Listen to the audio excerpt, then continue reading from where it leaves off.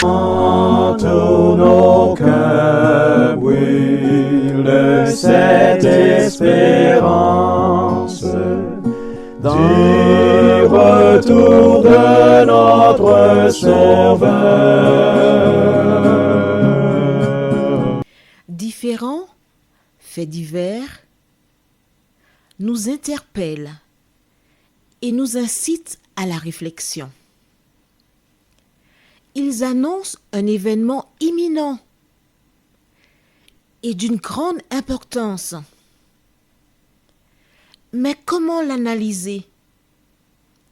En écoutant Jean-Claude qui, à la lumière de la Bible, t'accompagnera et te permettra d'être prête, d'être prêt pour le retour de Jésus. Note que les éditions spéciales sont disponibles sur YouTube. Quelle est la réponse 2? Le 2, c'est le chiffre. Je te salue fraternellement en Jésus-Christ, le Sauveur du monde.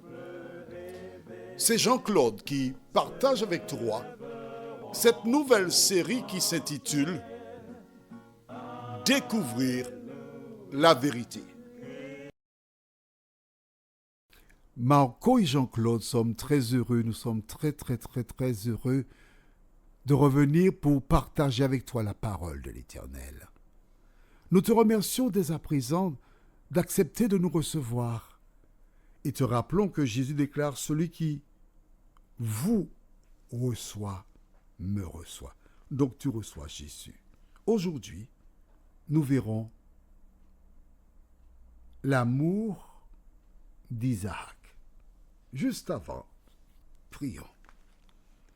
Notre Seigneur et notre Dieu, merci. Merci pour le bonheur de te connaître. Merci pour la parole. Merci parce que plusieurs personnes qui ont une Bible et qui ne savaient pas comment la lire ou comprendre, depuis qu'elles ont commencé à écouter, découvrir la vérité, sont armées pour comprendre la parole de Dieu. Saint-Esprit, merci de nous conduire dans toute la vérité et de nous utiliser pour ta gloire et ton honneur. Nous t'avons prié au nom de Jésus et pour ta gloire éternelle. Amen. Aujourd'hui, l'amour d'Isaac. Souvent, quand des personnes attendent des enfants, et j'ai en mémoire un homme dont le prénom c'est Thomas. Il y a fort longtemps, son épouse était enceinte et à l'époque, on ne pouvait pas encore énoncer avec certitude s'il avait une fille ou un garçon. Ils avaient un premier enfant, une fille. Et quand on l'appela pour dire « Votre épouse a accouché, elle a eu un garçon », des personnes présentes l'ont vu sauter. « Oh, j'ai un garçon, j'ai un garçon! Ah, je suis content! » Pourquoi les hommes sont-ils contents d'avoir un garçon? Je ne sais pas. Il y a des mères aussi, lorsqu'elles ont un fils, « Ah, j'ai un fils! » Elles sont contentes. Pourquoi? Oh, c'est beaucoup plus facile à comprendre parce que là, elles ont un protecteur. Là, elles savent qu'elles pourront formater le garçon à leur guise. Ce sera leur petit homme. Elles savent que les garçons aiment leur maman et devenu âgé, qu'il veillera sur elle. Parce qu'ils ont à l'esprit la parole de Jésus qui dira près de la croix à Jean, « Voici ta mère » et à Marie, « Voici ton fils ». Mais qu'en est-il d'Isaac? Lisons au livre de Genèse toujours, chapitre 25, les versets 27 et 28. Ses enfants grandirent, Ésaïe devint un habile chasseur, un homme des champs. Mais Jacob fut un homme tranquille qui restait sous les tentes. Isaac aimait Ésaü parce qu'il mangeait du gibier et Rebecca aimait Jacob. deux hommes diamétralement opposés. Ésaü, la Bible déclare, devait un habile chasseur. Pourtant, tous deux sont nés le même jour. Ils sont sortis de la même maman. Ils ont commencé à faire des jeux différents. Et Ésaü préférait la présence de son papa parce que Isaac était un chasseur aussi. Il a emmené Ésaü et Jacob, mais Jacob, ça ne l'intéressait pas. Jacob préférait rester près de maman. Il y a des garçons comme ça. Hein? Et Ésaü, habile chasseur, Isaac préférait Ésaü. Et pour contrebalancer cette affaire-là, Rebecca, elle, aimait Jacob.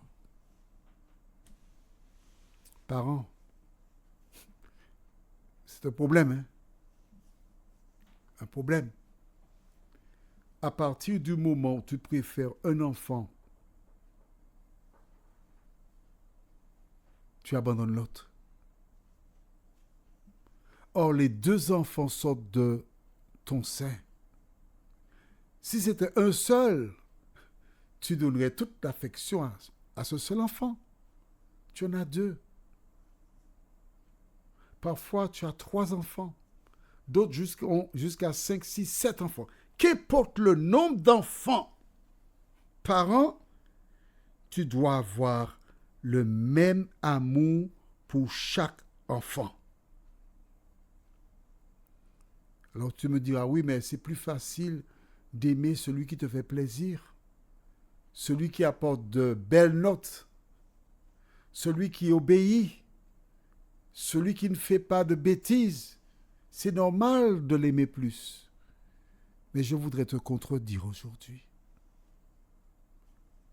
Souvent, celui qui fait des bêtises, c'est pour attirer ton attention.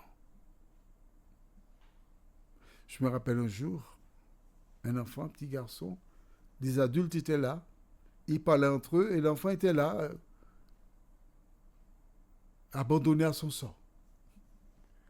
Les adultes parlent et l'enfant est là. Il essaie de parler, mais personne ne lui répond. Les gens sont à leur affaire. Qu'est-ce qu'il a fait? Un petit garçon ne sait. Quand il est monté sur la table, là, toutes ces personnes qui parlaient entre elles, elles ont pratiquement cessé de parler. Il a enlevé son sexe. Les gens ont ouvert les yeux. Et il a uriné sur la table. Mais qu'est-ce que tu fais? Tu es malade. Tout le monde s'est intéressé à l'enfant à ce moment-là. Il arrive que des enfants font des bêtises, des blagues, juste pour attirer ton attention. Il y a des enfants qui font faire des bêtises pour recevoir des coups. Oui, pour recevoir des coups. Et lorsqu'ils reçoivent des coups, c'est une démonstration de l'amour des parents. Ça te paraît bizarre, ça, mais c'est ça la réalité. Fais l'expérience. Si tu es un enfant qui pose des actions irrationnelles, ne le tape pas. Va vers lui. Parle-lui. Échange avec lui. Fais-lui savoir que tu souffres qu'il agisse de la sorte. Je me rappelle quand j'étais enfant, on disait que j'étais cireur. Une expression qu'on réserve aux enfants qui sont au-dessus de la normale. À partir du moment où on ne les contrôle pas et qu'ils bougent beaucoup, on dit qu'ils sont des cireurs. Et j'expliquais à quelqu'un il n'y a pas très longtemps que, en fait, des enfants qui bougent, ils ont de l'énergie à canaliser. Et malheureusement, des adultes qui ne sont pas très intelligents n'ont pas compris cela pour mettre en place des actions. Ils se contentent de dire aux enfants, assieds-toi là, reste gentil. Mais non. Parce que lorsque tu es un adulte, tu te rappelles que tu étais un enfant. Donc si tu es un enfant type modèle, oui maman, oui papa, il n'y a aucun problème. Mais quand tu bougeais, tu as besoin d'une activité. Que faire? Pourquoi ne pas réunir quelques enfants qui bougent beaucoup et leur donner l'idée d'avoir un pipeau, un petit pipeau, pour faire de la musique? Leur apprendre à jouer au pipeau. Et quand tu as un moment, voici, tu vas jouer ça. Au clair de la lune, mon ami Pierrot, etc. Meubler le temps de l'enfant avec quelque chose qu'il aime. Prendre le temps pour faire avec lui. Mettre en place des actions et ensemble déterminer le jour ou l'heure où on va faire quelque chose ensemble. Y as-tu pensé?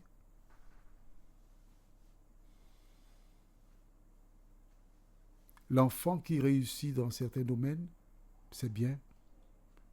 Mais celui qui ne réussit pas, il a besoin de ta présence.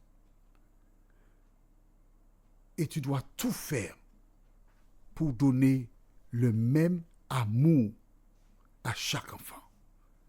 Il ne faut pas qu'il y ait « j'aime celui-ci » et l'autre c'est l'enfant de papa et faire la guerre entre eux. Parce que ces enfants grandissent. Et que se passe-t-il? Nous verrons cela prochainement. C'est une guerre qui va s'installer. Pourquoi? Parce que lorsque tu as fait le choix d'aimer celle-ci ou celui-là, et tu renverses l'autre, l'ennemi va exploiter cela pour te pousser à aller très loin dans la bêtise. Alors si, jusqu'à présent,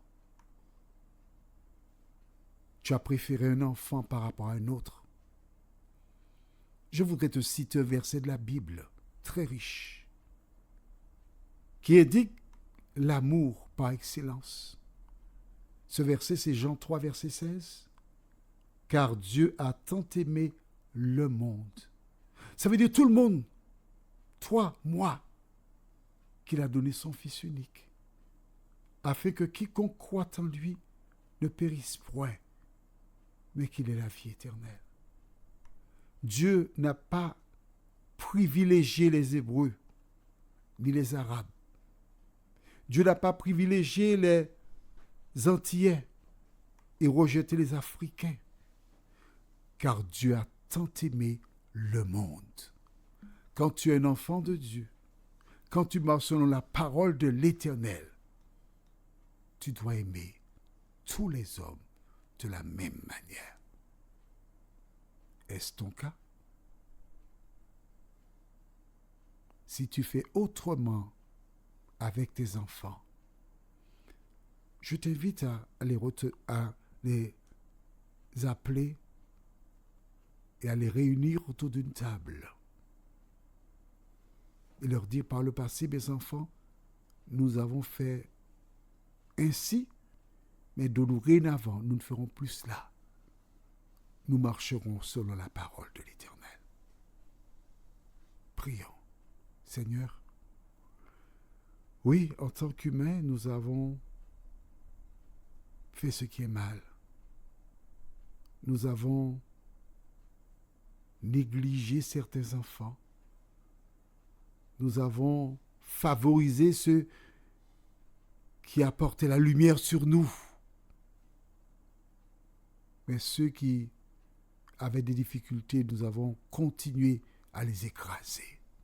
Seigneur, de nous aider à donner l'attention à ceux qui ont des difficultés, ceux qui sont faibles, car tu nous appelles d'aimer tous les hommes au nom de Jésus pour ta gloire éternelle.